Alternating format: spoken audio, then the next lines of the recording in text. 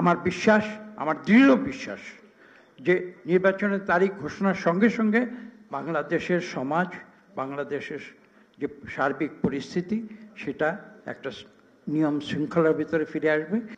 যে when the party becomes more powerful than the people, then democracy is in danger. বাংলায় বলতে গেলে যে রাজনৈতিক দলগুলো যদি দেশের মানুষের চেয়ে বেশি শক্তিশালী হয়ে যায় তাহলে কিন্তু গণতন্ত্র বিপর্যয়ের ভেতরে পড়ে। এই কথাটি বলেছি কারণ এই কথাটির সঙ্গে আজকের যে গবেষণাপত্র তার একটি অত্যন্ত গভীর যোগসূত্র রয়েছে, আমি সেভাবে দেখেছি। আমি কেন এই কথা বলছি সেটা কিছুক্ষণ পরে সে কথায় যাব এবং আমি সেটা ব্যাখ্যা করব। তার আগে আমি আরেকটি বিষয় আপনাদের সামনে উপস্থাপন করতে চাই, সেটা হচ্ছে এই, এখানে একটি গবেষণাপত্র আছে, পিআর সিস্টেম বাংলাদেশের বেলায় প্রযোজ্য কিনা। এই কাজটি কিন্তু আমরা করেছিলাম আজকে থেকে 10 বছর আগে।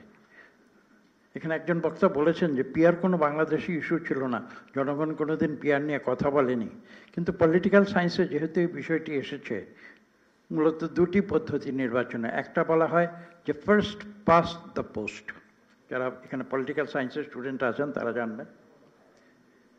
এফপিটিপি, অর্থাৎ আমরা যে প্রক্রিয়া নির্বাচন এখন করি, খুব সহজ বাংলায় বলছি, আমরা তো খেলার মাঠে যাই, বাৎসরিক স্পোর্টস হয়, সেখানে দেখি যারা দৌড় প্রতিযোগিতায় অংশগ্রহণ করেন, একটা স্টার্টিং পয়েন্ট থাকে আর একটা শেষ একটা ফিতে, লাল ফিতে দেওয়া থাকে, সেটাকে আমরা বলি পোস্ট।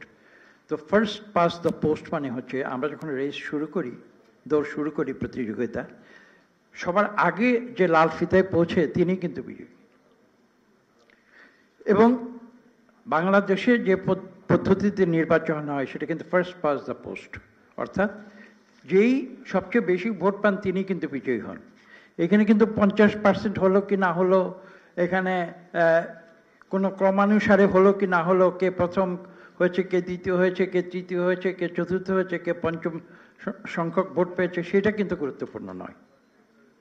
এবং এটা বাংলাদেশে এই কারণেই প্রচলিত যে বাংলাদেশের যে আর্থ সামাজিক ব্যবস্থার কথা একটু আগে এখানে বিভিন্ন আলোচক তারা উল্লেখ করেছেন, আমাদের আর্থ সামাজিক অবস্থার পরিপ্রেক্ষিতে সামাজিক এবং আর্থিক এবং আমাদের কালচারাল এবং আমাদের যে মানসিক যে সাইকোলজি, সেই সব কিছুর পরিপ্রেক্ষিতে সবচেয়ে সহজ যে পদ্ধতি যাতে করে আমরা মানুষের মতামতটা রাষ্ট্রীয় পর্যায়ে উন্নীত করতে পারি সেটা হচ্ছে first pass the post, FPTP পদ্ধতি।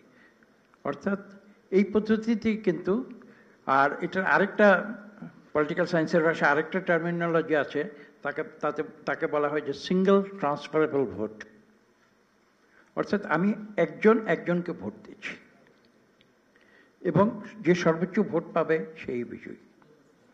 এর চেয়ে সহজ ভোটিং পদ্ধতি পৃথিবীতে নেই।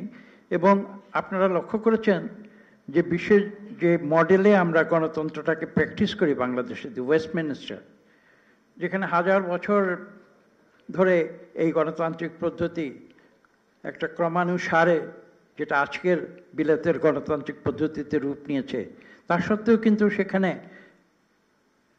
পিআর পদ্ধতি প্রচলিত হয়নি। আমেরিকার যুক্তরাষ্ট্রে 250 বছরের যে গণতন্ত্র, সেখানে কিন্তু পিআর পদ্ধতি প্রচলিত হয়নি। বিশ্বের বড় বড় যে গণতন্ত্রগুলো রয়েছে, কানাডা বলুন, অস্ট্রেলিয়া বলুন, ভারত বলুন, কোথাও কিন্তু পিআর পদ্ধতির প্রচলন হয়নি সংসদ নির্বাচনে, কনস্টিটিউয়েন্সির বেসিসে হয়। তো আমি সেই কথাগুলো অধিকতর ব্যাখ্যা যাব না। আমার মনে হয় যে আমরা গবেষণাপত্রে যা পেয়েছি এবং আমরা যা মুখে বলছি, তবে গবেষণায় স্যাম্পলিংয়ের মাধ্যমে হয়তো আরেকটি বিষয় তারা যোগ করতে পারতেন, যে যদি একটি সার্ভে করতেন যে বাংলাদেশের সাধারণ মানুষ কারা পিআর পদ্ধতি বোঝে। It's a highly complicated process এবং পিআর পদ্ধতি কিন্তু একরকম নয়। অন্তত 10-15-20 রকমের পিআর পদ্ধতি আছে এবং মিক্সড পদ্ধতি আছে, যেখানে পিআরও চলে, এফপিটিপি আমরা যেটা করি, ফার্স্ট পাস দ্য পোস্ট, সেই পদ্ধতি, উভয় পদ্ধতিতে কিন্তু নির্বাচন হয়ে থাকে। কাজে তারা যদি এর সঙ্গে একটি বিষয় যোগ করতেন যে একটি সার্ভেও থাকতো যে বাংলাদেশের সাধারণ মানুষ, তৃণমূলের মানুষ একটি রিপ্রেজেন্টেটিভ স্যাম্পল নিয়ে যে কারা পিআর পদ্ধতি চায় এবং কারা এখনকার প্রচলিত পদ্ধতি চায়, তাহলে কিন্তু আমার মনে হয় এই গবেষণাপত্রটি আরও বেশি জোরদার হতো এবং আরও শক্তিশালী হতো এবং আমরা দেশের মানুষের মতামত আরও স্পষ্টভাবে জানতে পারতাম। এ তো গেল পিআর পদ্ধতির কথা। দেখুন, এইখানে 26টি দেশের কথা বলা হয়েছে গবেষণাপত্রে, যেখানে ইন্টারিম গভর্নমেন্ট হয়েছে। আমি যদি বলি একটু যোগ করি, এটা যদি 27 হলে আরো ভালো হতো, কারণ সেই 26টির তালিকায় কিন্তু আমি বাংলাদেশের নাম দেখিনি। বাংলাদেশেও কিন্তু ইন্টারিম গভর্নমেন্ট হয়েছিল এবং আজকে থেকে প্রায় 35 বছর আগে।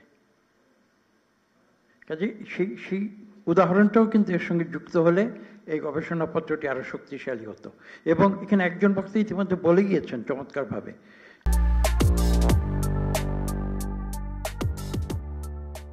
যে সেই ইন্টারিম গভর্নমেন্টের মেয়াদ ছিল কিন্তু মাত্র 3 মাস। এখানে দেখুন 1-2 তালিকায় দেখুন 1-2-3 নম্বরে যে দেশটি আছে সেটা 3 মাস। কাজে বাংলাদেশ সেখানে সেই তালিকায় 3 নম্বরে আসতো। 3 মাস, এবং 3 মাসের মাথায় যে নির্বাচনটি হয়েছিল আপনারা অনেকে ভুলে গিয়েছিলেন, হয়তো ভুলে গিয়েছেন, আমি আপনাদের স্মরণ করিয়ে দিতে চাই আজকে থেকে 35 বছর আগের কথা। সেই 3 মাসের ইন্টারিম গভর্নমেন্ট, আমরা তখন কেয়ারটেকার শব্দটা ব্যবহার করেছিলাম, সেই 3 মাসের কেয়ারটেকার গভর্নমেন্টও কিন্তু একাধিক সংস্কার কমিশন তারা সৃষ্টি করেছিলেন এবং তারা রিপোর্ট দিয়েছিলেন, কিন্তু সেই রিপোর্ট নিয়ে দেন দরবার হয়নি।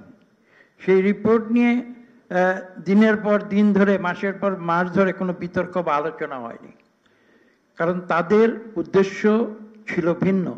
তখনকার সেই 3 মাসের কেয়ারটেকার সরকার বলেছিলেন যে আমরা এই সংস্কার কমিশনগুলোর রিপোর্ট, যেটা নির্বাচিত সরকার আগামীতে আসবে তাদের বিবেচনার জন্য রেখে যাচ্ছি। কেননা আসলে আপনার যদি মৌলিক প্রশ্নে ফিরে যায়, এই দেশের সংস্কার করার যে আসল অধিকার সেটা কিন্তু একটা নির্বাচিত সরকারেরই আছে। একটা অনির্বাচিত সরকার বাংলাদেশে যেটা আছে, এটা একটা বিশেষ অবস্থার পরিপ্রেক্ষিতে এসেছে, এটা আমাদের মানতে হবে। এখানে আপনারা জানেন যে কোন অবস্থার প্রেক্ষিতে আজকের এই সরকারটি সৃষ্টি হয়েছিল। ডক্ট্রিন অফ নেসেসিটি আমরা যেটাকে বলি আইনের ভাষায়। কাজেই তারা সেই কাজগুলো তারা করবে যেগুলো অত্যাবশ্যকীয়, নেসেসিটি যেটাকে বলা হয়, সেই নেসেসিটির প্রয়োজনে যা যা করা প্রয়োজন সেগুলো তারা করবে। কাজে আমাদের নিজের দেশে 26টি দেশে যাওয়ার দরকার নাই, আমাদের নিজের দেশে যে উদাহরণটি রয়েছে সেটি আমরা দেখি না কেন।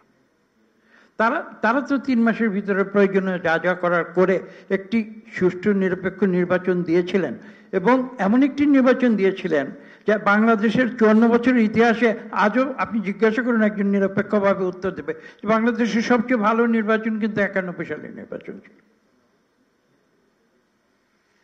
কাজেই এইটা নিয়ে দ্বিমত করার খুব একটা সুযোগ যে আছে তা না, এবং জনাব মাহবুবুল্লাহ সাহেব অনেক কথা বলেছেন এবং তিনি চমৎকারভাবে বলেছেন যে তিনি সরকারের সমালোচনা যাবেন না, এবং সরকারের সমালোচনা যাবার কোনো দরকারও নেই। আর এখানে আমাদের মাসুদ কামাল সাহেব তিনি বিএনপিকে অভিযুক্ত করেছেন যে কেন আমরা ফেব্রুয়ারির কথা বললাম, কেন আমরা ডিসেম্বরের কথা বললাম, অক্টোবরে কেন বললাম না, এবং অত্যন্ত যুক্তিসঙ্গত প্রশ্ন। কাজে সেটার উত্তর দিতে হবে এই কারণে যে একজন রাজনীতিক কিন্তু অনেক কঠিন অবস্থায় জীবনযাপন করে। একজন সাংবাদিক তার যে কর্মপদ্ধতি, একজন ইঞ্জিনিয়ার তার যে কর্মপদ্ধতি, একজন ডাক্তার এখানে মঞ্চে বসা আছেন তাদের যে কর্মপদ্ধতি, একজন শিক্ষক তার যে কর্মপদ্ধতি, একজন আইনজীবী তার যে কর্মপদ্ধতি, তার এই সব কিছু মিলিয়ে কিন্তু রাজনীতিকে কাজ করতে হয়, অনেক অনেক ভিউ পয়েন্ট সমন্বয় করে একসঙ্গে কাজ করতে হয়। এবং সেখানে আমি একটি কোটেশন দিয়ে মাসুদ কামাল সাহেবের প্রশ্নের উত্তর দেব। কোটেশনটি হচ্ছে অনেক পুরনো বিলাতে বিখ্যাত পার্লামেন্টারিয়ান, তিনি বলেছিলেন, when a politician says yes, it means maybe. When a politician says maybe, it means no. And when a politician says no, he is not even a politician. অর্থাৎ পলিটিশিয়ান হিসেবে আমাদের জীবনযাপন এত কঠিন যা আমরা সত্যিকার অনেস্টলি নাও বলতে পারি না, তাহলে আর পলিটিশিয়ান থাকা যায় না। এটা মূল বক্তব্য হচ্ছে, আমি যদিও হিউমার করে বলেছি, এটা মূল বক্তব্য হচ্ছে একজন পলিটিশিয়ানকে কিন্তু সবকিছু সমন্বয় করে কাজ করতে হয়। এবং ওই যে কনসেনসাস বিল্ডিংয়ের কথা বলা হয়, বা একজন পলিটিশিয়ানের মতের সঙ্গে আরেকজনের মত না মিললে সরাসরি না করে এটাকে কিভাবে একটা সমাধানে নিয়ে যাওয়া যেতে হয়, এই ধরনের পদ্ধতিতে একজন রাজনীতিকে কাজ করতে হয়। কাজে একজন সাংবাদিকের কাজ অনেক সহজ, তিনি একটা কথা বলে সেটা একদম জোর গলায় বলতে পারেন, বা অন্য কেউ বলতে পারেন জোর গলায়। একজন অর্থনীতিবিদ যেমন একটা অর্থনীতির ব্যাপারে তিনি জোর গলায় বলতে পারেন যে এটা এভাবে করা উচিত। একটা ব্রিজ, যেমন একটা ব্রিজের বেলায় বলুন এভাবে করা উচিত, কিন্তু একজন রাজনীতিক যখন সেখানে যায় তখন সেই ব্রিজটি কিন্তু মডিফাই করতে হয়, এবং অনেক সময় ইঞ্জিনিয়ারিংয়ের ডিজাইনের বাইরে গিয়ে একটা ব্রিজ করতে হয়, বা রেকমেন্ডেশনের বাইরে গিয়ে একটা ব্রিজ তৈরি করতে হয়। তো কাজে এই পরিস্থিতির ভিতর দিয়ে আমরা কাজ করে যাচ্ছি। আমি বক্তব্য দীর্ঘ করব না, মূল কথাটি আমি কিন্তু অলরেডি বলে ফেলেছি। যে কথাটি আমি এখানে বলবো, যেটা দিয়ে শুরু করেছিলাম, আমি সেই কথা আবার ফিরে আসছি, যে আমি কেন বলেছি যে যদি পার্টি, যদি রাজনৈতিক দল যদি জনগণের চেয়ে বেশি শক্তিশালী হয়ে যায় তাহলে সেটা গণতন্ত্রের জন্য বিপজ্জনক। এই কথাটি আমি কেন বলেছি?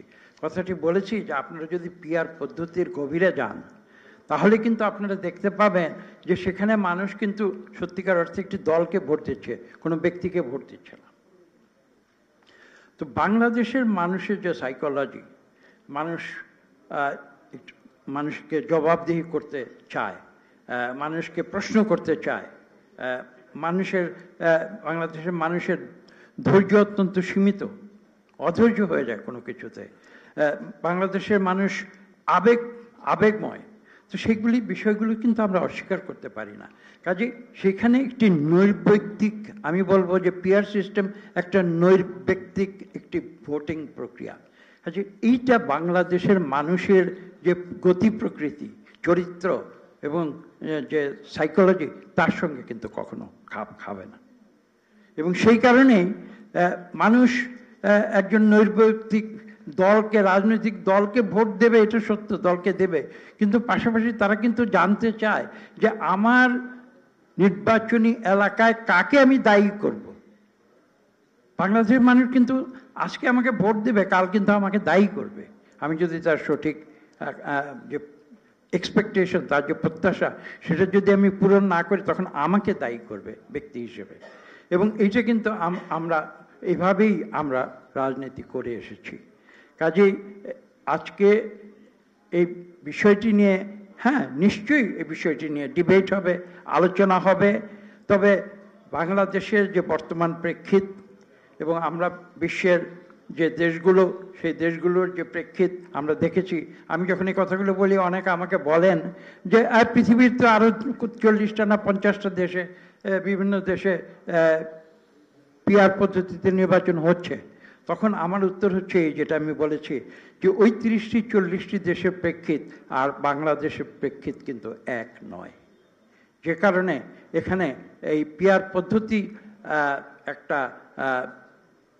ডিবেট আজকে কতটা প্রাসঙ্গিক সেটা নিয়ে কিন্তু প্রশ্ন উঠতে পারে। আরেকটি কথা উঠেছে, এই গণতান্ত্রিক সরকার, যত 3টি অংশ আছে আজকের আলোচনা। একটা হচ্ছে গণতন্ত্র উত্তরণ, তো সেই বিষয়টা বলছি যে এই যে একটি গণতান্ত্রিক সরকারে যাবার বাংলাদেশের মানুষের যে ইচ্ছে, সেই ইচ্ছেটা পূরণ করার বিষয়ে যত বিলম্ব হবে তত সমস্যা দেখা দেবে। ইতিমধ্যে সমস্যা দেখা গিয়েছে। ববি আজহার সাহেব ছিলেন, তিনি চলে গেছেন, তিনি প্রধান উপদেষ্টার সঙ্গে তার বক্তব্যের কিছু বিবরণ দিয়েছেন। আমি ছোট্ট একটি বিবরণ দিই আমার নিজের অভিজ্ঞতা থেকে।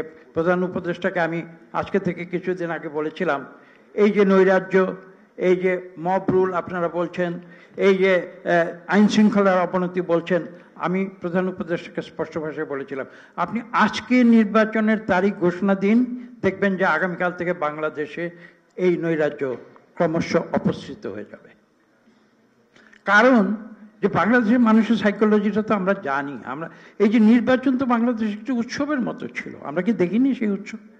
91-র কথা আমি একটু আগে বলেছি, তখন কি উৎসবের মতো ছিল না? তো কাজেই আমি যখন প্রথম রাজনীতিতে আসি 91 সালে, আমি প্রায় 100 উপদেষ্টা, আমার নিজের উপদেষ্টা, তাদের সঙ্গে আলাপ করেছিলাম। এবং তাদের মধ্যে আমাকে কয়েকজন নিষেধ করেছিল যে এই সন্ত্রাসময় পরিস্থিতি, 80-র দশকের কথা বলছি, এই সন্ত্রাসময় রাজনীতির মধ্যে যাওয়া যে আর এত বড় কোনো বোকামি আর হয় না, এই কথা আমাকে বলেছিলেন অত্যন্ত জ্ঞানীগুণী লোকেরা। কিন্তু আশ্চর্যের বিষয়, সেদিনের জাস্টিস শাহাবুদ্দিনের কেয়ারটেকার সরকার নির্বাচন ঘোষণা করার পরে এরকম কোনো দৃশ্যমান কোনো সংঘাত আমরা কিন্তু দেখতে পাইনি। এই কারণে যে বাংলাদেশের মানুষ যখন একবার নির্বাচনে ঝুঁকে পড়ে, তখন কিন্তু অন্য কিছুতে যাওয়ার সুযোগ তাদের থাকে না। ঠিক আমি এখনো এটা বিশ্বাস করি যে যদি সত্যি 5 তারিখে নির্বাচনের তারিখ ঘোষিত হয়, সেটা কি ডিসেম্বরে হলো বা অক্টোবরে হলো বা ফেব্রুয়ারিতে হলো, আমি সেটা নিয়ে খুব একটা চিন্তিত নই। মনে করি না যে এটা খুব বড় একটা সমস্যা, যদি কোনো অহেতুক বিলম্ব না হয় এবং নির্বাচন তারিখ যাতে ঘোষিত হয়। আজকে আমরা যে বিষয়গুলো, যে সার্বিক সমাজের যে পরিস্থিতিগুলো নিয়ে যে আমরা চিন্তা ভাবনা করছি, আমরা যে শঙ্কিত হচ্ছি, এই যে নৈরাজ্য যেটা বললাম, আইন শৃঙ্খলার যে পরিস্থিতি সেটা বললাম, এই যে বিভিন্ন পরিস্থিতি আজকে সৃষ্টি হচ্ছে, আমার বিশ্বাস, আমার দৃঢ় বিশ্বাস যে নির্বাচনের তারিখ ঘোষণার সঙ্গে সঙ্গে বাংলাদেশের সমাজ, বাংলাদেশের যে সার্বিক পরিস্থিতি, সেটা একটা নিয়ম শৃঙ্খলার ভিতরে ফিরে আসবে এবং মানুষ তাদের গণতান্ত্রিক যে গণতান্ত্রিক অধিকার প্রতিষ্ঠার জন্য আজকে থেকে 1 বছর আগে ছাত্র জনতা বিদ্রোহ করেছিল। আমি বিদ্রোহ শব্দটি ব্যবহার করব।